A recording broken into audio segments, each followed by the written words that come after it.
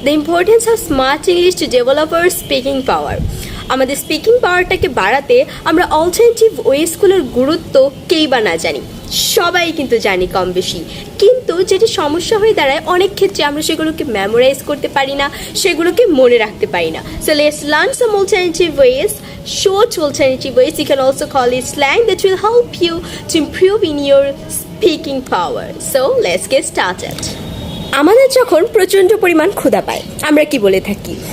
I am so much hungry. So এখানে কিন্তু আমরা বলতে পারি I'm starving. I'm starving. That means I'm so much hungry and I need to eat something right now. প্রচণ্ড খেয়ে ফেললে I'm stuffed. I'm stuffed. That means I've eaten a lot and I cannot eat more. So I'm stuffed. Stop saying I'm fine.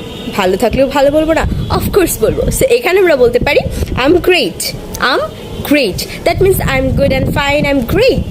And yeah, I'm also great. What about you? I'm angry about something. I'm pissed off. I'm angry about something. I'm pissed off.